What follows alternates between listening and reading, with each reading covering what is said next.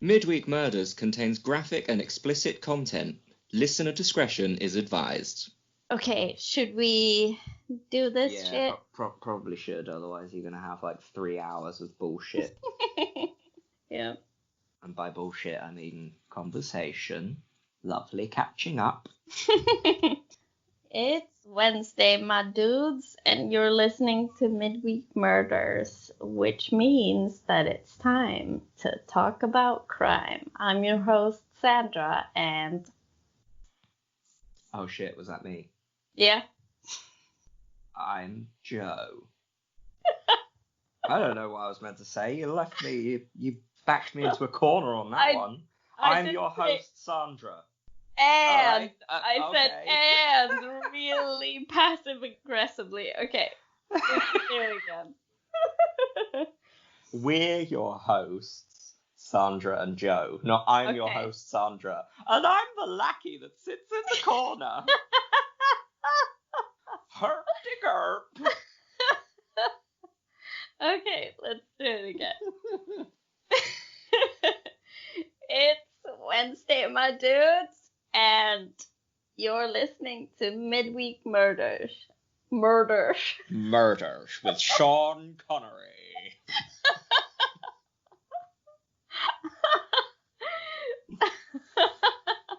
Also, every time you say it's Wednesday, my dudes, I'm really struggling not to laugh.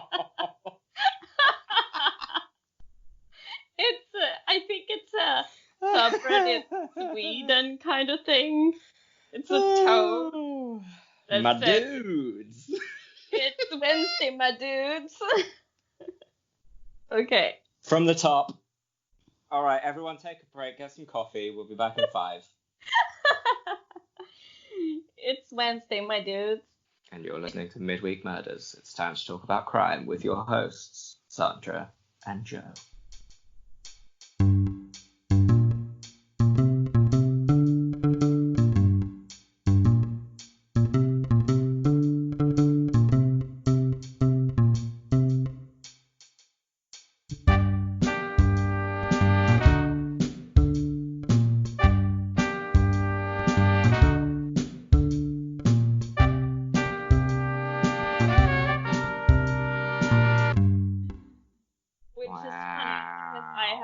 Much more technical know-how than, you know. Let's just ease into that insult, shall we? Good way to start. 1 minute in.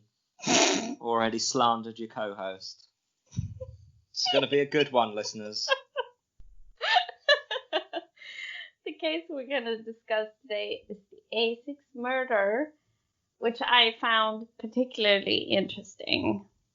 Do you want me to do the introduction? Sure. Take it away. So I got my information from the Telegraph and their obituary on Valerie Storie when she died, because there was not a lot of information from the victims, which I found weird. And also Horizon, the A6 murder documentary. And I also got my information from Wikipedia. I also got my information from the Wikipedia. BBC News article written in 2010 by a Mr. Peter Gould. Ooh. Knows how to write an article, I'll tell you that. So Valerie Storie was an assistant at the Road Research Laboratory, where she met Michael, Michael? Very, very common name, Michael. Shouldn't really be struggling with that one. No, I wrote Mike, and then I said, Michael. Where she met Mike Gregsten, who was a scientist at the Road Research Laboratory, and they had their first date on December 1957. And what it said was that they had shared interests such as cars, concerts, the theater, and serious music, which I still don't know what that means. Oh yeah, you don't want any of this relaxed music. What the fuck is serious music? People that don't do it for a hobby. If you're gonna make music, you've got to do it 100%. I don't know if that's like jazz or like And if punk. our jingle is anything to go by, that's a 100% proven statement of fact. I actually really like our jingle. I think that's the best part of the Gregsten left his wife in 1959. She was pregnant. In March 1961, he sold his car because of financial troubles and borrowed his aunt's Morris Minor. Classic. And in August 20... Tooth? Is that a word? 22? No. 22nd. Him and Valerie was in the car. They had gone to a pub before, and then they went into the car, and then they drove off to a place where they felt was kind of secluded and had sex. And then after dressing, a gunman knocked on their window, and he said, "This is a holdup. I'm a desperate man." They drove around after that for hours. Some say like almost 6 hours or more than 6 hours. And he chatted insistently. No! Incessantly. He was chattering all the time. And he had a very distinctive Cockney accent during this discussion, which like mostly consisted of him lamenting about things and like giving them directions and then changing his mind and then changing his mind again and was like, yeah, we're gonna go this way, that way. I think it's quite important to mention also that in almost every single documented explanation of this case, people make note of his accent and how he would pronounce specific words. So think words like think, he would pronounce with an F, think. I think that's quite important to note at this stage of the story. Yeah, he did have a Cockney accent, which I couldn't find a video or an audio recording of his accent. He's a bit like, "Hey up, governor, how you doing? What we doing today, mate? You going down the docks?" "Nah, I'm not going down the docks. I'm going down the apples and pears. I've got a monkey to spend." Did I tell you about the one time where I had a problem with the flat? I don't remember what it was, but there was something wrong that I had to Probably email the land. Immigrants living in it. Me. That I had to tell the landlord about. So it was probably something big. And then there was a person coming around, and this was maybe in the first year that I lived here.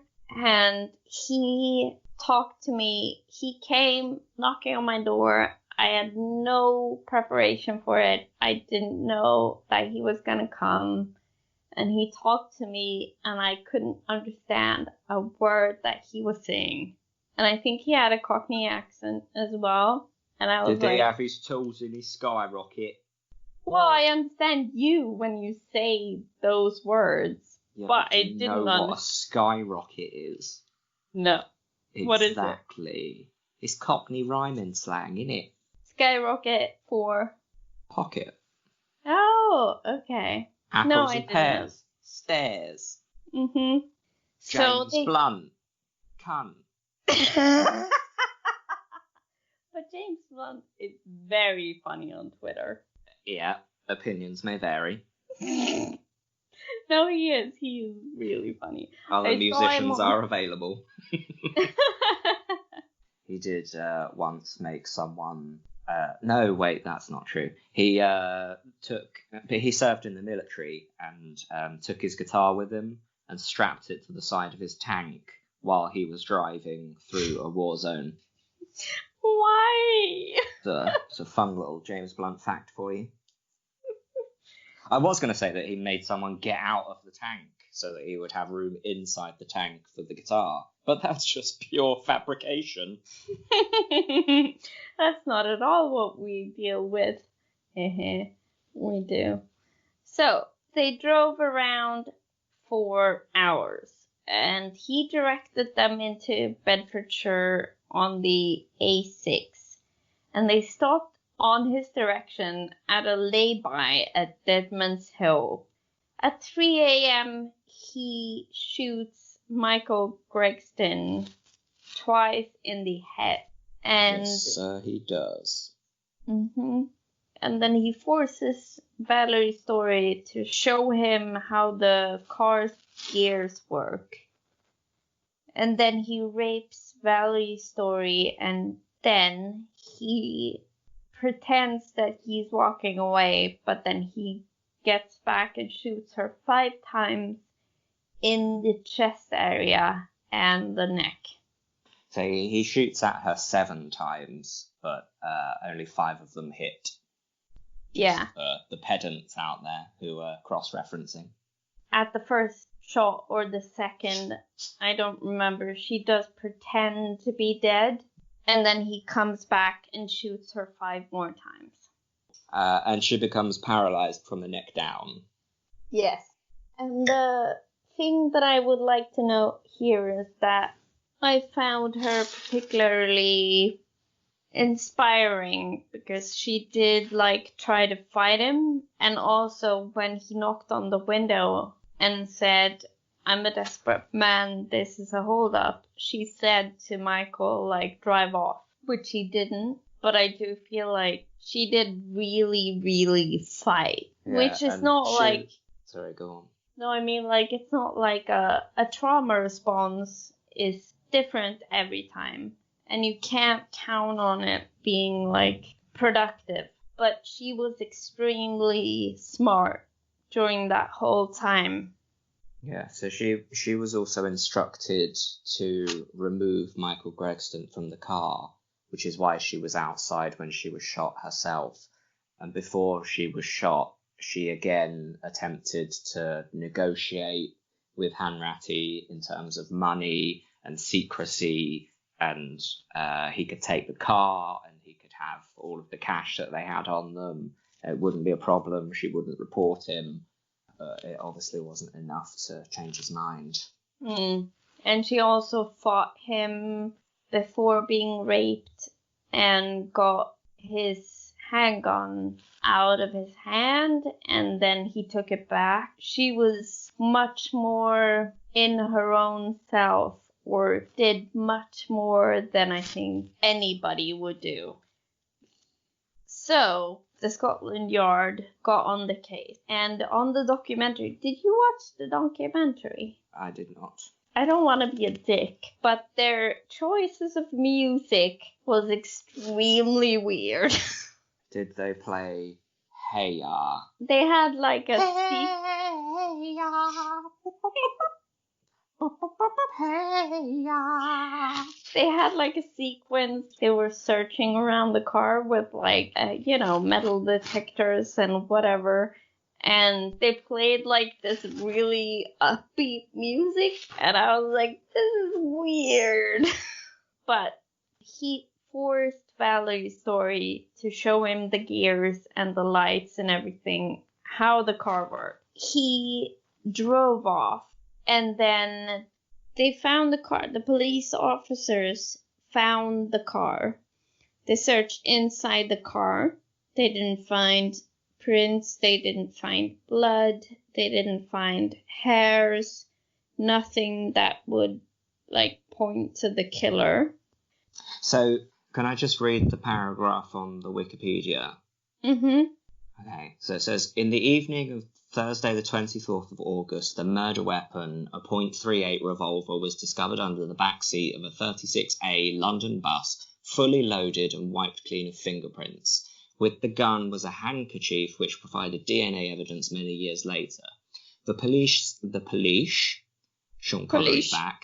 The police issued an appeal to boarding house keepers to report any unusual or suspicious guests. The manager of the Alexandra Court Hotel reported a man who had locked himself in his room for 5 days after the murder, and the police picked him up.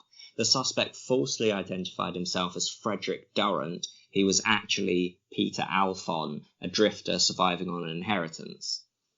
Alphon claimed he had spent the evening of the 22nd of August with his mother, and the following night at the Vienna Hotel Maida Vale. The police quickly confirmed this, and Alphon was released.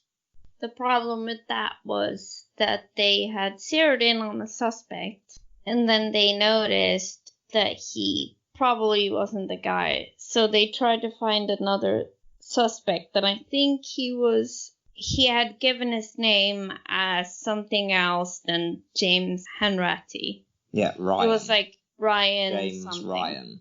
Yeah. So at the first stage, they did provide an identity parade, which is weird for me as a Swedish person. I'm like, what is an identity parade? Okay. And they had provided that for Valerie Storie, and she had picked out an entirely different person than Peter Alphon. And then they were like, well, probably this isn't the person. So they looked at the other people staying at the hotel, and they picked up James Hanratty, which was under a pseudonym, and she picked him out after like 15 to 20 minutes after hearing also their voices. The order of events is the murder. They then go and speak to the hoteliers around the local area and ask if there are any suspicious suspects. The hotelier says that Hanratty was staying in the basement, but Alphon was in a room and he was in there for 5 days, completely locked up after the murder. That's when Alphon becomes primary suspect. Then they do the identity parade. The police state publicly that Alphon is the primary target. He's the person that they think is responsible for the murder. The identity parade doesn't match Alphon. She picks Hanratty. Then the hotelier changes his story and says, no, actually it was Hanratty that was staying in the basement room. The only reason I told you it was Alphon was because I wanted to help your case. Well, no, that's not entirely true, because the first identity parade, Valerie Storie picks out a person that was a volunteer for the identity parade. She doesn't. So it's after the identity parades and where they get Hanratty to say, be quiet, I'm thinking, in his accent. So whatever identity parade that is, whether it's 1, 2, 25 or 30. It's the second one. My point was, it doesn't matter which identity parade it is. The point is the identity parades make the hotelier change his story. Yeah. And after hearing the voices and after like 15 to 20 minutes of deliberating, she said Hanratty is the culprit. So after that, the police zero in on James Hanratty and they single him out as the perpetrator. So James Hanratty and his family says that he had nothing to do with it, but before this, James Hanratty had been a petty criminal. He also had been diagnosed as a psychopath twice in his life. He had been stints, yeah. Yeah. At his school, the nuns said that he was not intelligent enough to learn anything. I also read statements from his former classmates and such that said that he was not dumb. He was illiterate. He never learned how to read and such. But they also said that he was mostly lazy. And also popular because he would buy his classmates like candy and such. And I'm like, well, that's relatable. I also buy my friendships, but it's not like it says much It's not about... quite as a disguise for your psychopathy. No, I feel like it's not like a thing that can say that, well, he was a really good guy. No, he wasn't. He just like bought his friendships, which again, yeah, I'd still suspect you relatable. of murder if you were a suspect. Which is also funny because on the Wikipedia it said that James Hanratty had brain damage. He was in a coma for 10 hours following a bicycle accident. And this is very common for serial killers. I'm not saying that he has to be a serial killer, obviously, because I've had like 7 to 9 concussions. Concussions, and my mom was like, that's why you can't remember anything. But also I remember when I went to visit you in Munich, we went to the Egyptian museum and I was like, yeah, and this happened to that ruler and that happened to that ruler and the pharaoh of this period was blah, blah, blah, blah, blah. I just think my mom says that I have brain damage because I don't remember much my childhood, but I think I just remember you also other things. Don't remember why people would visit Salisbury. But I remember like facts about ancient civilizations, and I remember Harry Potter trivia. I just don't remember much of my childhood. Well, a lot of serial killers do have brain damage, so maybe that was like a thing. Maybe that's something to look forward to.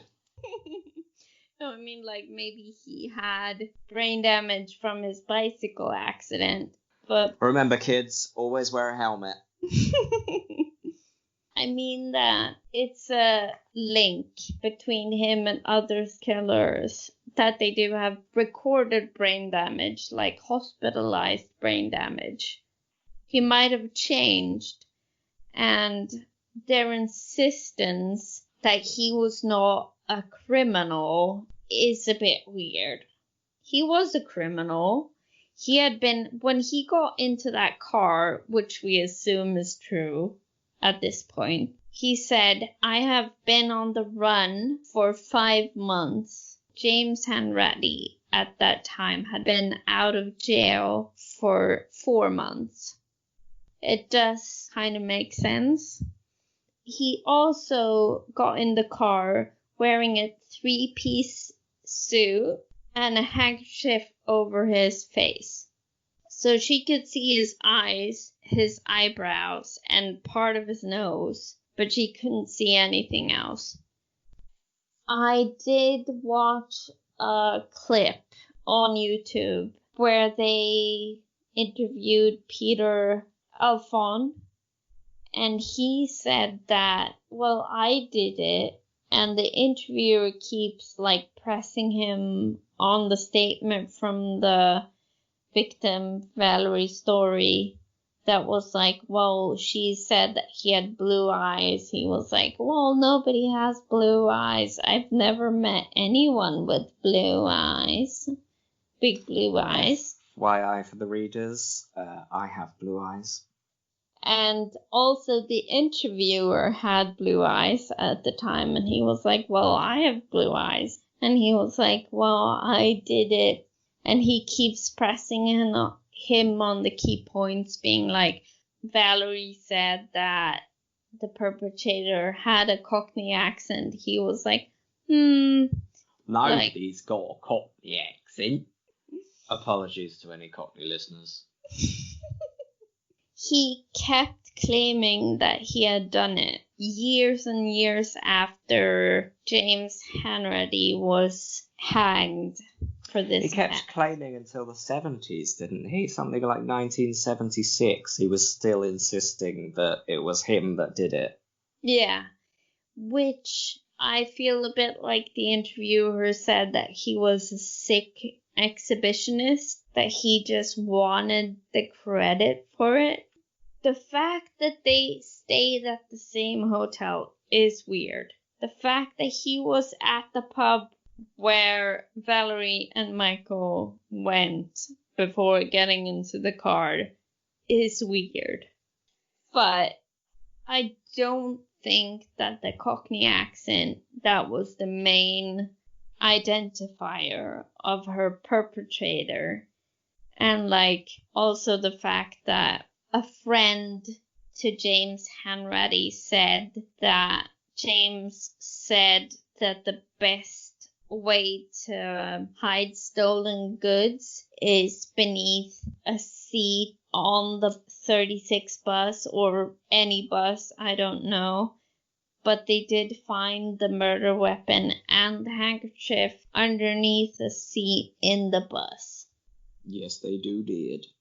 After watching the documentary and reading about it, I feel like, why did they check the bus garage and the 36A bus? Well, they checked the bus because the hotelier gave specific evidence that said a strange acting person had specifically requested the bus route of a 36 bus. So his statement to the police was only about the 36 bus, but the actual request was about the 36A, so I assume they checked all of that line of buses. Probably, yeah. That proviso of evidence. James Hanratty was one of the last people to be hanged or put to death by the British government, and he said, "I'm innocent, you need to prove my innocence," to his dad. And his dad and his brother and his mom tried to do that. But I also feel like I totally relate with Valerie Storie's. She said Storie's story. In her obituary, she said that she didn't hold any ill will to the Hanratty family, but she did find it very untasteful that they kept trying to prove his innocence, which I feel like is the most British statement of all. Like, I'm pissed, but I'm gonna say that this is very untasteful. So I think it's quite key to note that Hanratty was actually prosecuted on very limited evidence that wouldn't pass in a judiciary system in today's world. So the gun that they found was completely wiped clean of DNA and fingerprints, so there was no link there to Hanratty at all. The only link between the murder weapon and Hanratty was the evidence of the hotelier who said that Hanratty had stayed in the room where they found the shell casings, but he'd also changed his story multiple times, which would make him an incredible witness. And then also the identity parade, which, as you mentioned, came down to the fact of a verbal statement where she correlated his accent to what she remembered. In today's society, an identity parade is not admissible in a court of law. You can't use that as evidence. But this was enough in the 1960s to sentence a man to death. Yeah. Just on his accent. Which is like really good that they don't have the death sentence anymore, but also his parents, they had this extreme incredulity. They just didn't believe anything that the doctor said, the nuns said. And then when he got into his criminal career, they were like, well, he's not a psychopath, because they just didn't believe it. His dad quit his job to start a window cleaning business to keep him out of his criminal life. It feels like they just didn't believe what society was telling them about their own son. He was diagnosed as a psychopath twice before this happened. And in they separate institutions as well. It wasn't the same person diagnosing him either. No, I do agree with you on the fact that he shouldn't have been put to death under the law at the time because they didn't have enough evidence. But also 40 years later, they did say that, like, the evidence on the handkerchief and the evidence on Valerie Storie's knickers was the same person, and it was the only male DNA profile that they found. Yeah, so the DNA evidence is quite interesting. So because the Hanratty estate didn't let this drop, and they kept on protesting, and they took it to the Court of Appeal or some kind of international court, I don't know. And they had massive following. John Lennon and Yoko Ono all joined in on this. Hanratty is innocent. Let's get his name cleared, etc., etc. Hanratty's mother and brother actually provided the police with DNA samples in the expectation that this would aid his exoneration. What they actually found was the DNA of the mother and the brother showed an incredibly strong familial link with the DNA that was recovered at the crime scene, which is the DNA that was recovered from the handkerchief and from Valerie Storie's knickers. Now, DNA evidence even back then, so the case happened in the 50s and elongated through the 60s, and DNA profiling really come into its prime in the 1980s in the UK. So it wasn't until the 1980s that this was possible to review. So like 20, 30 years after the case, they were still fighting to say, no, Hanratty's innocent. The DNA that the mother and the brother provided was 2.5 million times more likely to come from John Hanratty than it was from any other person. Now, that in itself would usually be enough to implicate a crime in modern day society, but it was also enough for them to exhume Hanratty's body in 2001. So the legal system takes an absolute age to act on anything. So they recovered mucus on the handkerchief, and they recovered the semen from the underwear of Valerie Storie, and they both proved an exact match for Hanratty's exhumed DNA, which is basically guilty. There's almost no way to refute this evidence, and yet they still managed to find a way to protest it and say this evidence isn't reliable.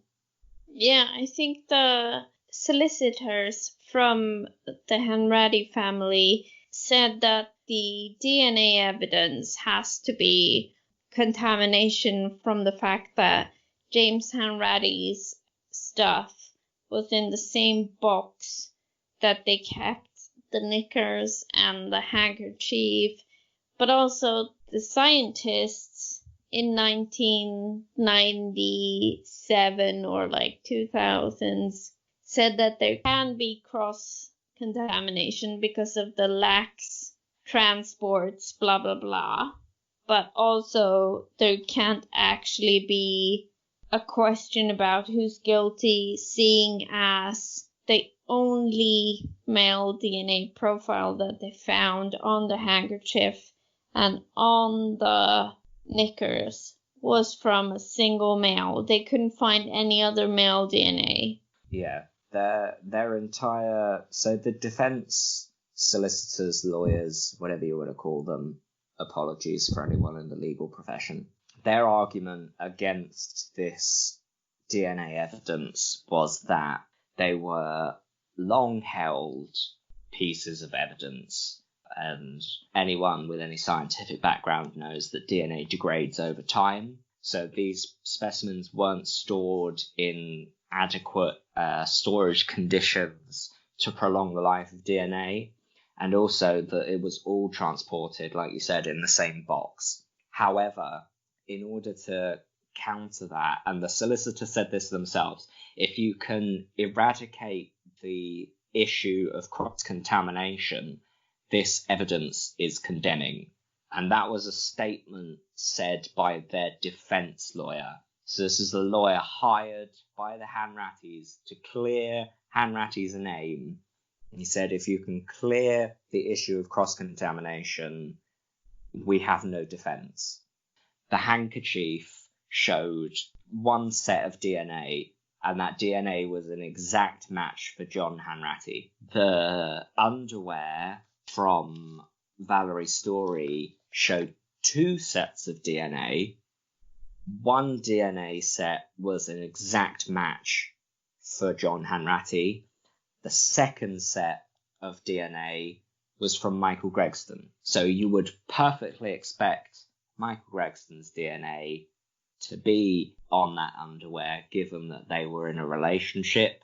She did say that they had sex before the gunman came, Exactly. but the scientists also said that the DNA, the semen on the underwear, weren't a match to Michael. A match to John Hanratty, yeah.